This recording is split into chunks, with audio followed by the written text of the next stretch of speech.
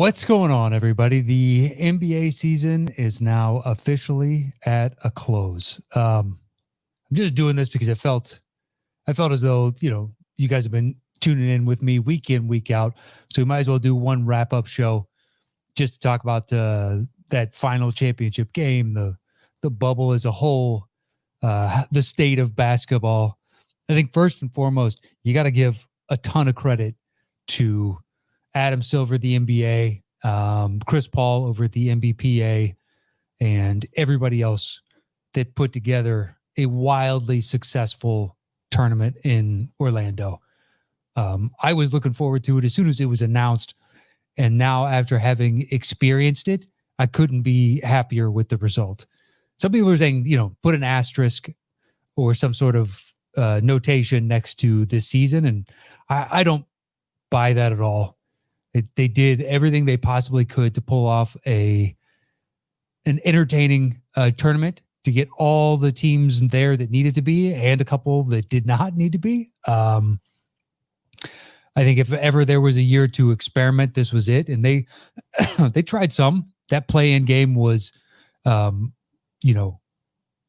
really intense, exciting, and made for great theater. And I hopefully the NBA continues on, with something like that going forward. I thought that was a great addition. I would love to have seen, for the only year ever, no seeding whatsoever and just number 1 overall plays number 16 overall and do that just to see what it looks like. Perhaps that was a bridge too far. It was a little bit too much. But they at least tried things, and they gave the players as safe an environment as they possibly could. There were only a couple hiccups with, Lou Will going to a titty bar. Well, Lou Will's going to do what Lou Will does, but still came back and quarantined. And Daniel House was the biggest in inviting that tester up to his room. Outside of that, though, I don't know that I saw any single specific problem, any egregious error, any fault through the planning. The NBA did an excellent job. I think what Griff brought up on Friday, when you would see the empty seats, on the fans being zoomed in, I'm not sure that should ever happen, just given the millions of people across the world that are watching the game. You should be able to find somebody to fill those seats at all times, even if you're dropping people in and out as the game goes along, so everybody gets to experience, the quote unquote fan experience.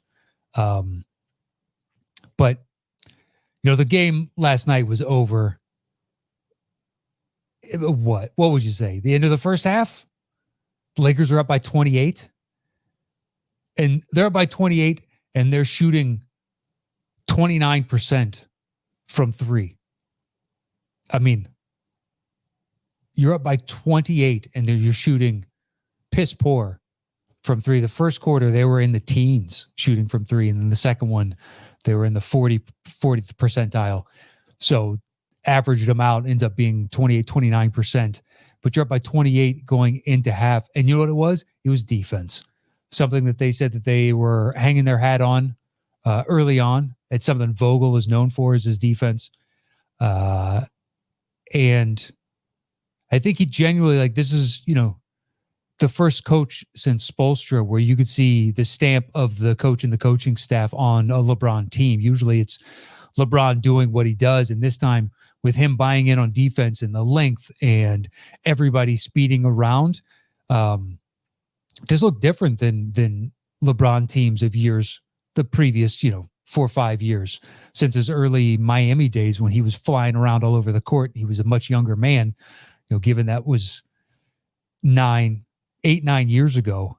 He was right in the heart of his early prime. Well, early prime for him, most guys, it's right in the heart of their prime, which is 26, 27, 28. But to see him at 35 buying in just as much as Anthony Davis was a menace in the paint. I think the best evidence was that Tyler Hero little floater that came up a solid foot short. And that was just the fact that AD was always in the middle of the paint, altering shots, making people question whether or not they were going to drive. Jimmy Butler, how many times did we see him games 1, 2, and 3 drive into the lane? And then as soon as Anthony would collapse down, he would kick out. And on occasion, it worked well. Like there was one where he did that to Jay Crowder, and it was perfectly in rhythm, and Crowder nailed the 3. But there were others where it was ill-informed. He even did it once against KCP and LeBron, where their defense was so smothering. And instead of attempting the layup and try and draw the foul, kicked out, and LeBron picked that pass off. I think it was game 2 that he did that. And their defense was legitimately just all over the place. I mean, they have a tremendous amount of length, which aids them in that starting 5. And I liked the switch to Caruso last night instead of Dwight Howard. I thought that they should have made that change even earlier and did what they did against Houston. Just go with a smaller lineup, beat them at their own game. We still have length with this smaller lineup, and have guys out there that can try and slow down Duncan Robinson and Tyler Hero. It was good to see Dragic out there for the Heat, but he didn't really look like the Goran we saw throughout the rest of the playoffs. You saw glimpses of what the Heat could have been on those pick and roll drives where Bam sets a pick for him and then instantly pivots and floats to the rim. And then Goran is reading the defense to see whether or not they're going to collapse down on him, and he throws a lob to Bam, or he tries to finish the layup himself. But he just didn't have the lateral quickness that you saw from Goran. Even though he's a slightly older guy, he was an integral part of what the Heat had done up until that point. But the Heat were just overmatched. Once he went down, and once Bam misses the first 3 games or 2.5 games, and then comes back in game 4 and is not quite 100%. He was close, but not quite. It was just kind of done. I mean, it took a Herculean effort by everybody else there, and especially Jimmy. I mean, that game 5 was an all-time classic. Back and forth, just haymaker after haymaker from Jimmy goes down. Sorry, my beard is scratching the bottom side of my nose, and it's driving me nuts. It's time to trim it back. The haymaker after haymaker in game 5, and Jimmy, that quintessential shot of him where he's underneath the baseline. He's played 47 minutes, and he is, hanging his head low because he has left it all on the court. He needs to go and shoot these free throws. And unsurprisingly, he did not have the same energy just 48 hours later in this game. So they needed everybody else to step up to make up for his, lack of energy. And it's not like what we've heard with other players where, they're tired by the end of the playoffs. It's because he had literally expended every ounce of energy he had in the previous game. So it is utterly unsurprising. It happened in game 4. Game 3, he gave them everything he had.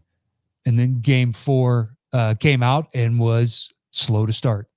And he was more passive than the Heat needed, trying to get his teammates involved.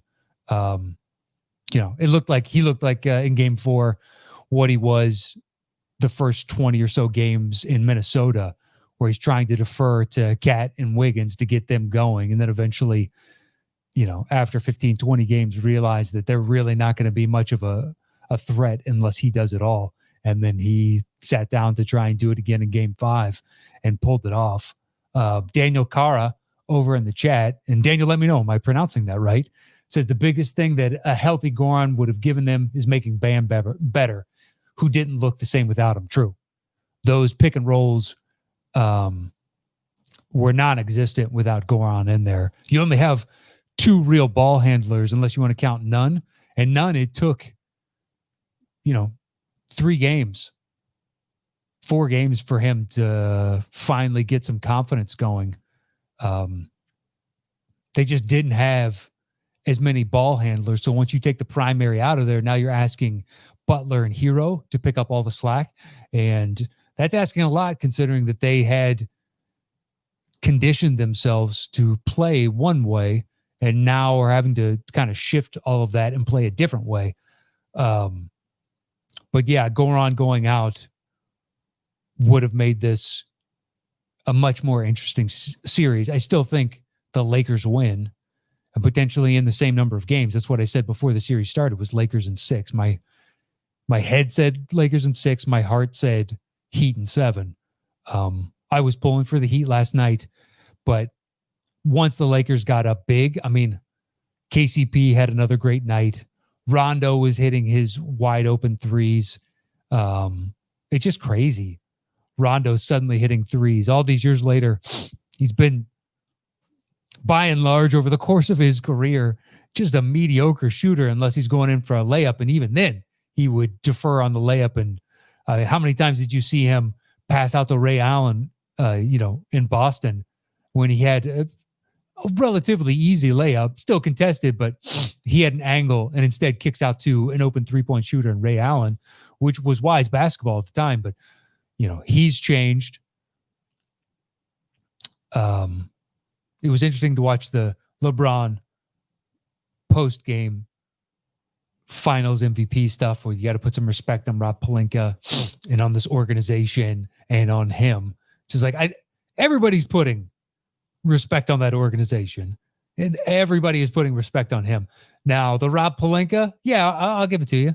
And his teammates, for sure, outside of AD, people question the Danny Green getting death threats. KCP, apparently his nickname in Detroit was Kid Can't Play. Rondo was over the hill. Dwight Howard this was a reclamation project on some level because he'd become poisonous. They have 4 former Washington Wizards, aka Bullets, on this team, and they won a championship. You got JaVale, you got Dwight, you got Markieff Morris, and you've got why am I blanking? Who's the fourth? I know they have 4. Anyway, it'll come to me in a second. We have all these guys that had played with other teams, some, fairly unsuccessfully. Some hadn't made that deep a push in the playoffs. There's only championship experience from a handful of players, J.R. Smith being one of them, which I loved. As soon as the celebration started, as everybody pointed out, J.R. Smith's shirt was off. J.R. doing J.R. things. God bless him. It was good to see him over there. Who doesn't like J.R.? Do I want him playing key minutes, for my team if I'm playing a championship? Not at this point in his career. But do I think he brings a good energy to the team? Yeah, I do. Especially if he knows exactly what his role is at all times. Josh H. says Danny Green and Kuzma need to be traded. I was thinking about that last night with Kuzma. I think now is the time to sell on Kuzma because he doesn't fit with what you have. And it seems as though mentally he can really get down on himself whenever LeBron gives him that mean mug. And I think you could get buyers on him because you don't have any draft picks coming up and you don't have any young talent to develop outside of him. So if you could flip him for a better 3-point shooter and maybe a draft pick on somebody that wants to get him to lock him into his extension, I think that might be a good idea. Danny Green, I'd actually keep. He didn't, as much as I had said every time he shoots, I feel like it's going to miss. I don't know if this is true, but I saw on Twitter that percentage-wise, he was shooting better from the floor this season than he was last year, which seems crazy. It did not seem the case. And I'm not even talking about that open miss at the end of game 5. It was long before then. To me, it was more like Danny Green was going to rattle in and out a shot as opposed to something going in more consistently than making a shot. But by the numbers, I got to look at it myself. I saw it on Twitter, and I want to say it was from either Basketball Reference or somebody else that, their world is stats, put that up as the stat. So I have to assume that was true, and I'm going to, I guess, for the sake of this show. But Kuzma, I definitely think is somebody that they should be looking to trade, just because they could get value. Look, your championship window is right now, and they need to start making certain decisions as to who they're going to keep and who they're not. Do they want to try and figure out different contracts? Danny Green, I don't know that you're going to find many takers at his price tag of $16 million. Quite possibly. I mean, he's got back-to-back championships for two different squads, showing his interchangeability with various formats. I mean, he's a 3-and-D player, and his defense is still pretty good. It's not elite like it once was, but it's still pretty good. And given his length and the fact that he is still a threat from three, he's got value. At $16 million, I think it'll be tougher. Whereas Kuzma, I want to say he's got 1 year left on his rookie scale deal. So finding another player that you're going to get for that, you'd have to package Kuzma and somebody else to get another 3-point shooter. But it'll be interesting to see what the Lakers exactly do. I don't know that I bring back Dwight Howard if you can get JaVale. If you can keep JaVale. More 3-point shooting, more consistent 3-point shooting, I think would be the better route. So Sean Labua says AD should have been finals MVP. I don't think so. After he got into foul trouble in game 3 and was kind of a non-factor in that game, and LeBron was so consistent. I mean, he averaged 1 assist shy of a triple-double for the finals, and the narrative was already behind LeBron. As much as he harangues the regular season narrative for MVP, narrative is something that happens, and he would have had to have had like a 40 some odd point game last night and been the clear number 1 overall player on the court to overtake. I will say that AD is hands down the best player LeBron has ever played with now. And it'll be interesting to see the shift in dynamic from this being LeBron's team to AD's team over the next 2 seasons of LeBron's contract. And they'll be obviously extending AD for whatever number AD needs, but the max extension for him, which will further hamstring them just as far as money is concerned and staying under the cap. It'll be interesting to see what the cap actually is after the loss of revenue from advertisers and some TV deals, plus the in-person, the fan coming in and buying the tickets and concessions and merchandise and all that jazz. On average, it's $1 million a game of profit for owners. So to lose all those games for the Lakers, that's a lot of money for any team. But for any higher seed, you're then guaranteed, if you make it all the way to the finals, that's 8 games. So minimum $8 million that you need to put towards all your different payroll and overhead expenses. So one interesting thing of note, the Chinese CCTV, I think it's what it's called, started playing the finals games again. And they were attributing that to like a Nets owner donating money to the COVID relief fund in China, and other owners making overtures towards the Chinese government, whatnot. So they allowed games back on, because if they were taking off entirely, that's $200 million loss for the NBA, and that would have a dramatic effect on the overall salary cap. So we'll see what AD's max is, and then how much money they have left to play with, given that I think Rondo's under contract, Danny Green's under contract. I believe JaVale might be under contract. Like, they have some coming back. KCP might have another year left. So I don't know how much flexibility they'll have, but if any team is willing to go over the cap, it's definitely the Lakers. And especially when your window is the next 2 years for sure. I'll be interested to see, though, if LeBron finally scales back his minutes next year. As much as he is an anomaly, eventually Father Time will catch up, and you're going to need to slow down. You're just going to have to. Inevitably will catch up. So do you want to expend those last little bits. I mean, now everybody's got the championship swagger, so he should be able to take a step back and, ask everybody else to step up. But then you have to worry about AD as well, because previous history indicates that he is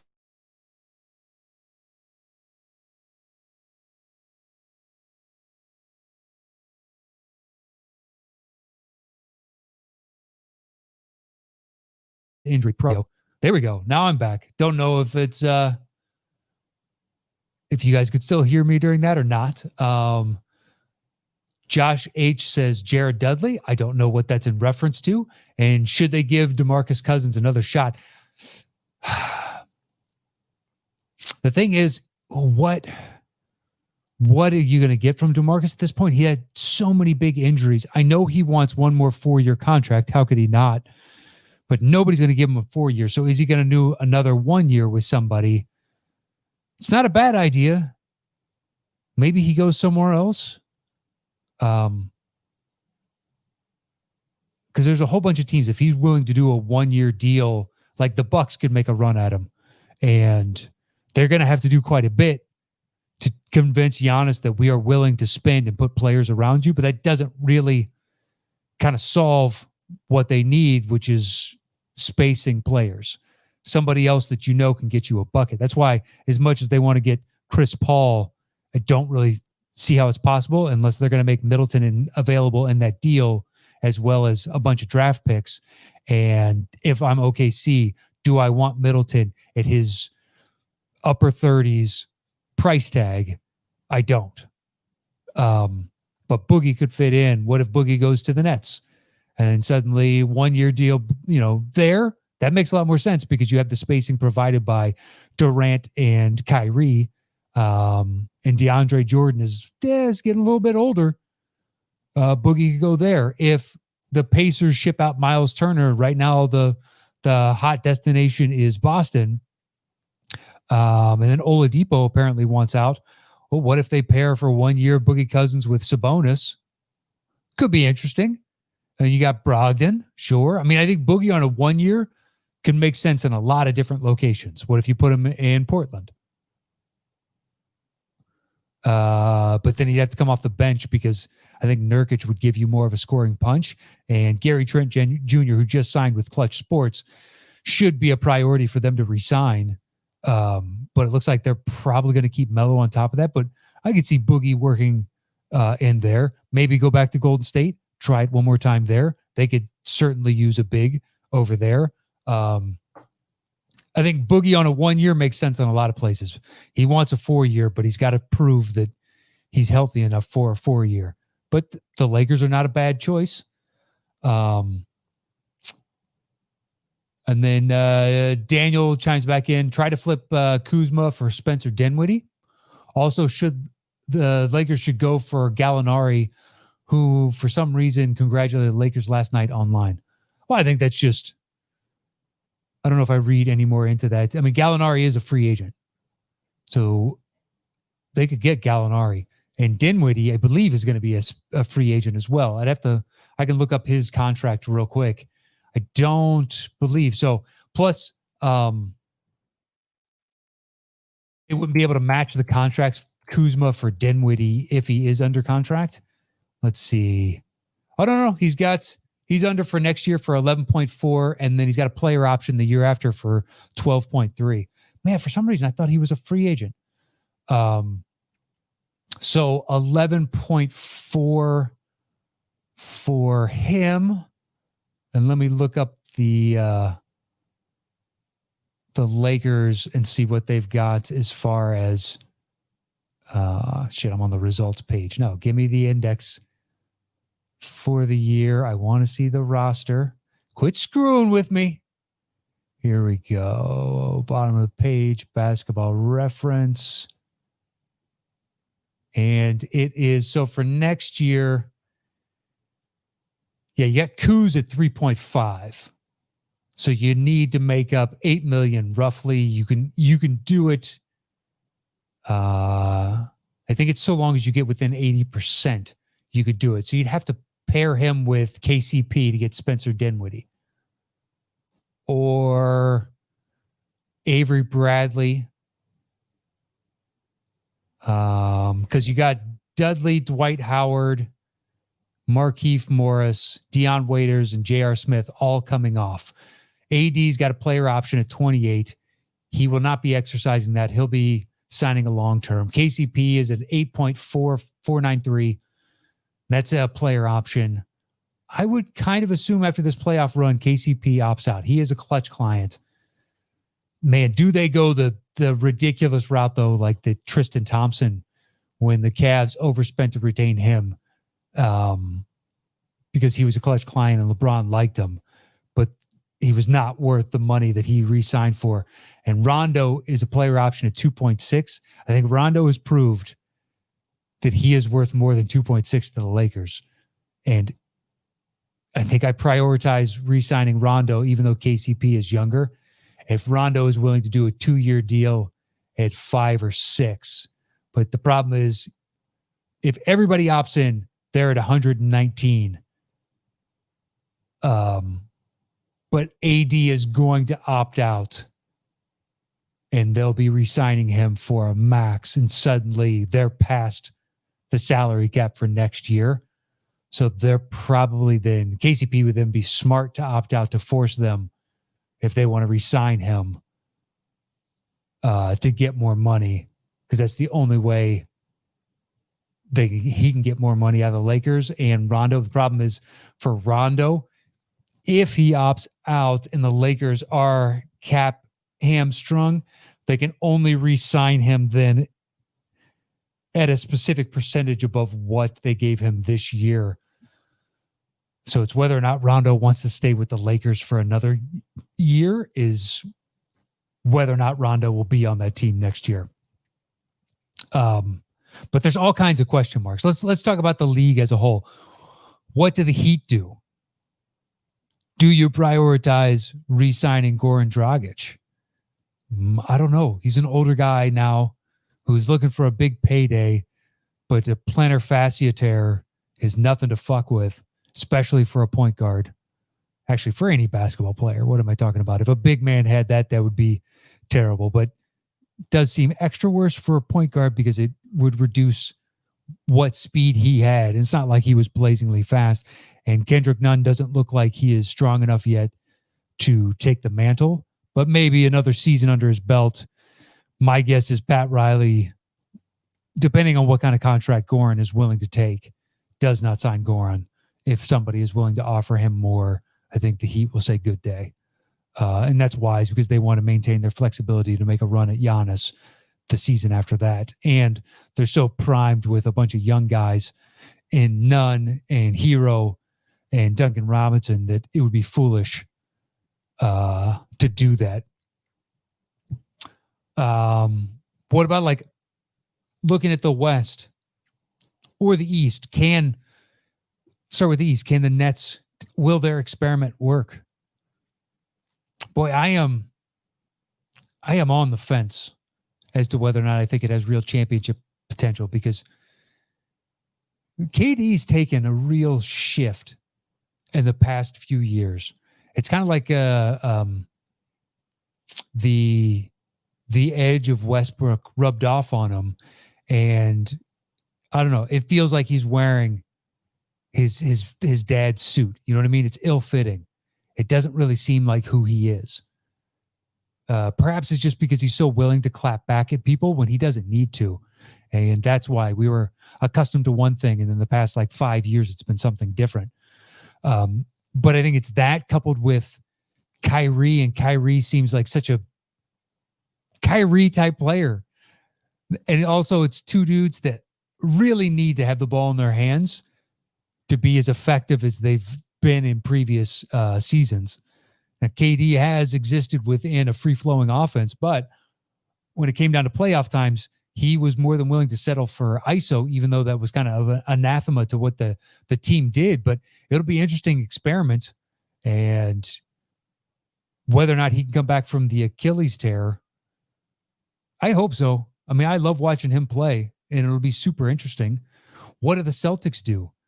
I mean, can they find anybody outside of Indiana to offload Gordon Hayward's contract Because they were close.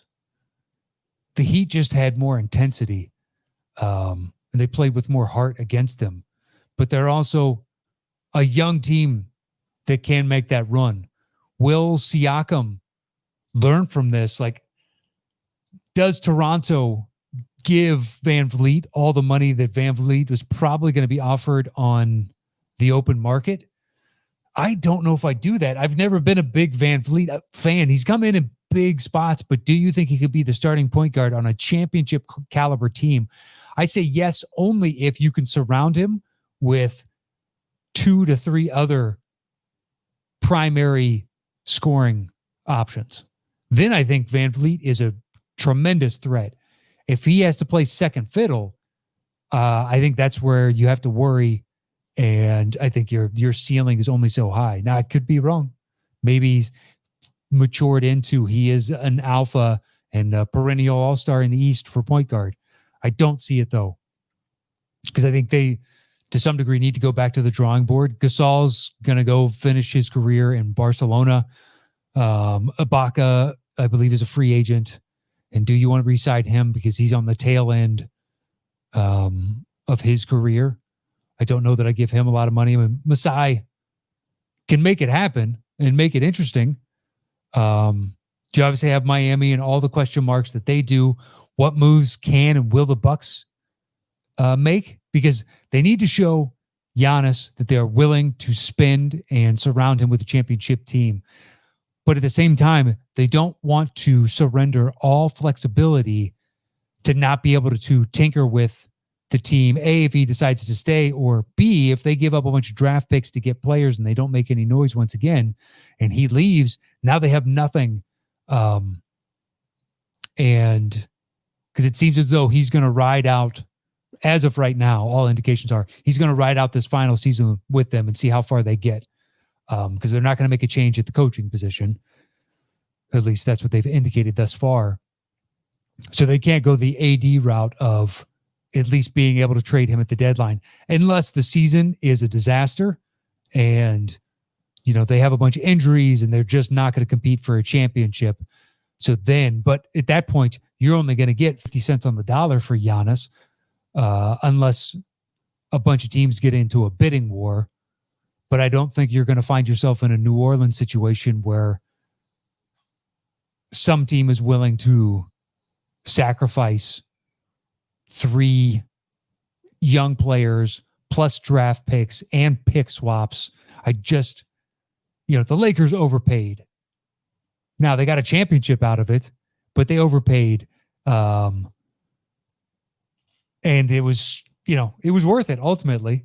I guess it's not an overpay if you get a championship, but they all have surrendered their flexibility in the trade market going forward. So they're going to have to do it in signing guys to mid-levels and, hopefully retaining their talent is all that they need in the hopes that the rest of the West doesn't, stockpile assets around them, because the Clippers still have all the flexibility in the world given all the players that they can move.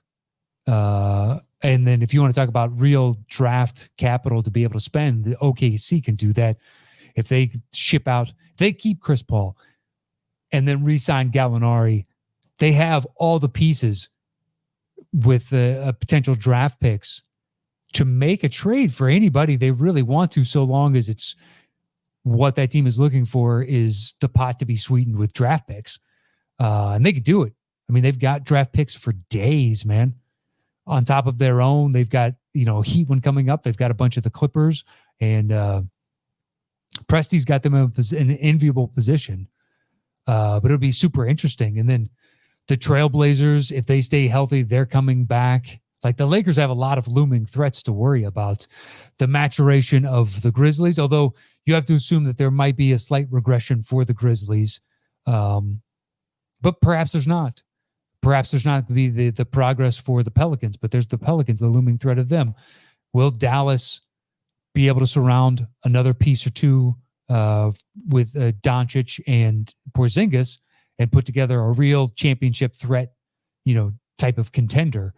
Denver, MPJ, if he gets the growth And then, Jamal Murray and Jokic made leaps. Jokic was already in the MVP discussion-ish. He's in that 5, 6, 7 kind of tier category of he's in that discussion. But Jamal Murray just made a leap, just a flat out leap that he can be the primary on a championship caliber team.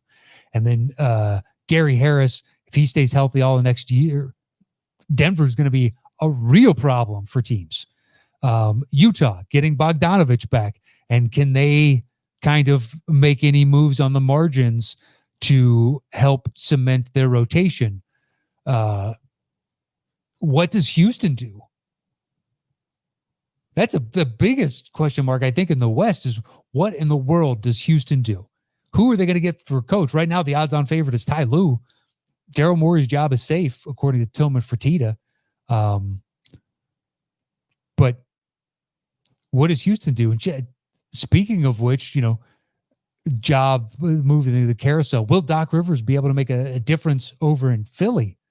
I'm skeptical, as much as Griff was on Friday's show saying he likes that fit and he's good, getting the most out of guys like that.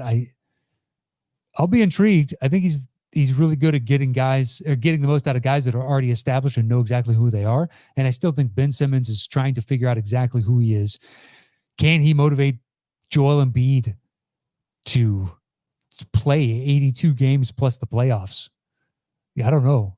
It'll be interesting. There's so many things. Free agency is looming. Josh H over on the side says that he's a longtime Mavericks fan, but he doesn't trust KP to stay healthy. Yeah, true.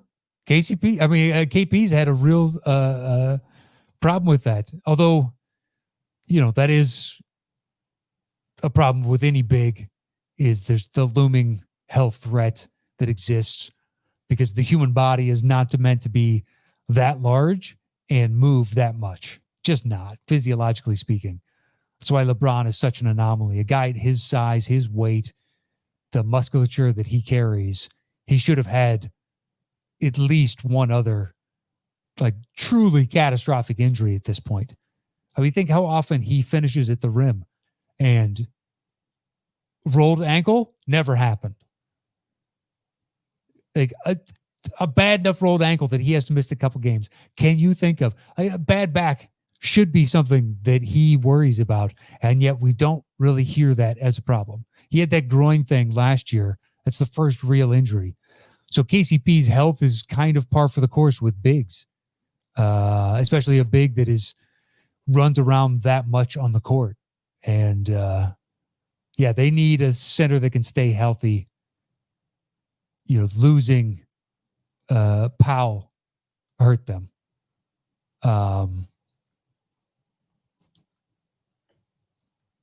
Daniel Carr over on the side said the 2000 draft included Kirk Heinrich, Chris Kaman, Kendrick Perkins, and Luke Walton. Haven't been relevant players in years, and LeBron is still the best in winning finals MVPs. His run is insane. That's true. We should do another GOAT discussion podcast on another day, because he's making a case. I still don't think he's there personally, but it's getting, it's getting closer and closer and closer. Something I never really thought. But we'll see. I think he's never had a back-to-back. If he got a three-peat, I think it'll be damn near unassailable at that point.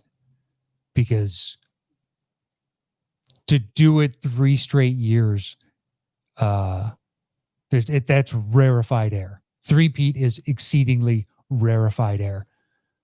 And then to do it at this late stage in his career, and if he's anywhere near, he's already got the finals record for double-doubles with 11, which I love it. Assistant coach Jason Kidd has 11 in the playoffs all time, and LeBron has 11 in the finals only.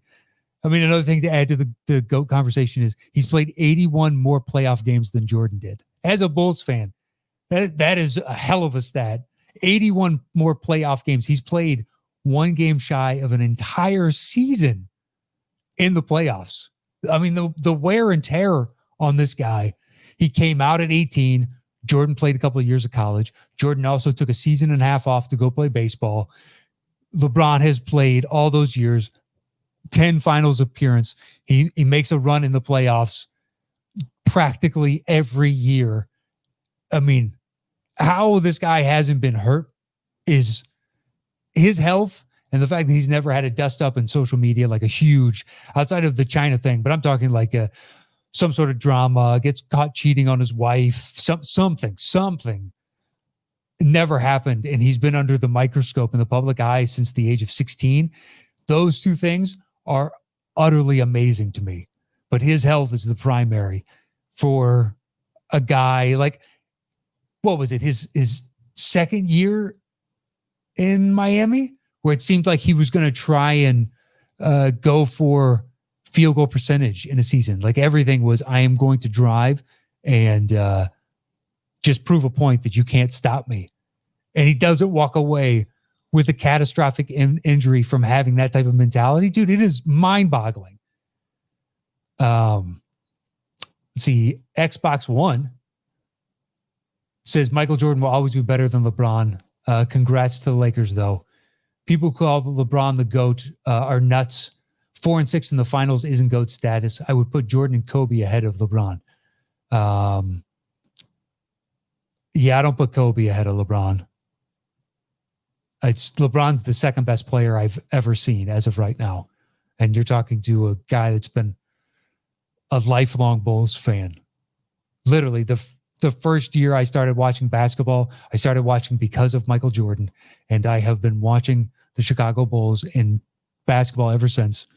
At one point in my life, my entire room was covered in Jordan posters, and every t-shirt I wore was a Michael Jordan or Chicago Bulls t-shirt, but they were all pretty much Michael Jordan. I've spent now my adult life trying to get them back, and those things have gone through the roof. I'm actually going to turn around and sell some of mine that don't fit. If anybody's interested, I'll be posting those on eBay. You can find them. I've got some super rare Jordan shirts that just don't fit. I bought them because they were super rare, knowing they were never going to fit.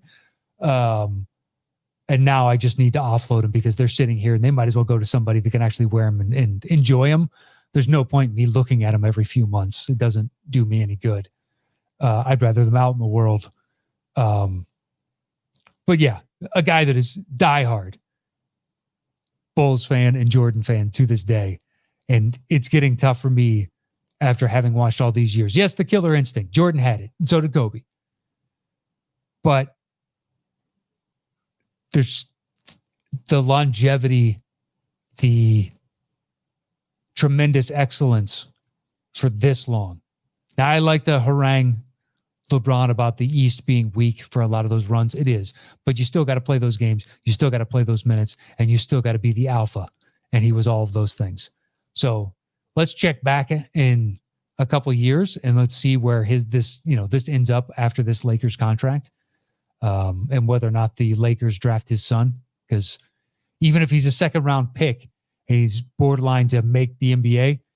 If LeBron is on their team and he has delivered them another championship in those couple of years, Bronny will be drafted by the Lakers. It's done.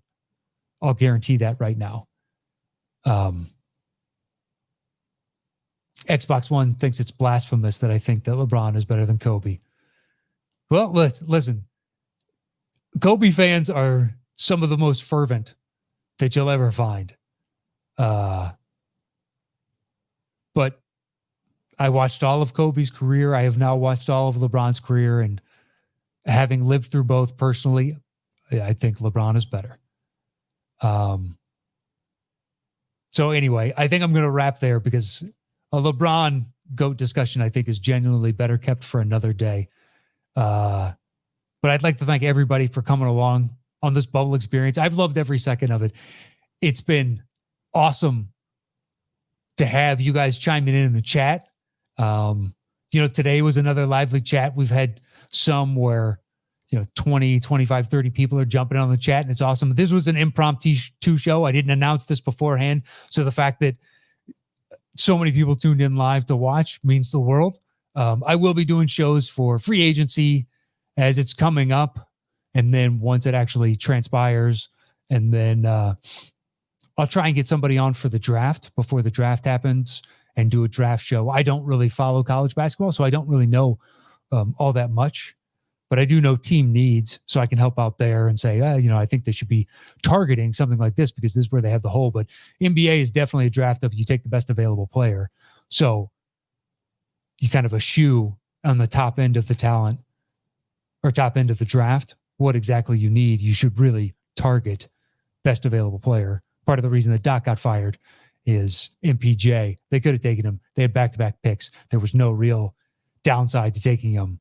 The guy was a nominal number one pick before he got hurt. Might as well kick the tires on that because he still has the talent to be that. And MPJ is now proven out. He could be something in this league. And if he continues with this trajectory, he could be a perennial all-star in the West. And at his position, that's saying something. But the guy's got range. He's got athletic ability. He just needs to improve in certain spots. His defense definitely, but that will come in time. Very few people are defensive stalwarts early on, especially if they're more offensively inclined. And then on the flip side, like someone like Matisse Thybulle, more defensive from day one, needs to work on his offensive game. But very few rookies come in and have both. But MPJ, the future is bright. Anyway, that's neither here nor there. A thanks to everybody that has tuned in, that's subscribed to the channel, subscribed to the podcast feed, that's left me a review. If you've never left me a review on iTunes or the podcast feed of your choice, I don't know if they do it on Stitcher or Spotify or anywhere else, but I know they do on iTunes, and it really helps on iTunes or on Apple Podcasts to increase the overall awareness on the app itself with people that leave comments and reviews. So if you could, even though the season is finished, and if you've never done it, I would really thoroughly appreciate it. It would mean the world to you. And the 20 some odd people that have done it thus far, I think that's what it's at. I'm not sure. I haven't looked in a little while. I say thanks to all of you and to everybody that came along and joined me in these chats and on Twitter. You can follow me at Matt Nost. If you want to talk more basketball, do that over there. Most of you know me for movie stuff. So to branch out and do the basketball thing, it's one of the few things that I tune in for. Hopefully I can start going back to movies. That's something else I miss. But we'll get back to it in due time. My thanks to everybody. I'll check back in with you guys. Look for announcements on Twitter. But I'll be putting these back up as we slowly get closer and closer back into the new season. And then it'll go back to once a week like it was previously. Just with the bubble and so many games being crammed down our throats, you miss so much by just doing it once a week. So that's why twice a week seemed, more fitting this time around. But that is it for today. You guys have been awesome. My thanks to all of you. It's been a lot of fun, and I'm looking forward to next season. I'll see you guys very soon. I hope you enjoyed the season as much as I did and the bubble experience. I thought it was awesome, and I think I should say awesome one more time. Awesome. That's it. Have a good weekend, or have a good rest of your week, rather. Stay safe out there. Wear your masks. Stay 6 feet apart still if you're here in the States. I know we got a bigger problem than elsewhere. And make sure you vote. Whoever you want to vote for, just get out and vote. Make your voice heard. The election's coming up, and every vote matters for both sides, for all issues, propositions, whatever's on your ballots. I had a lot of fun, and my eternal thanks and gratitude to everybody that joined me on this new venture going solo. Until I see you guys again, adios.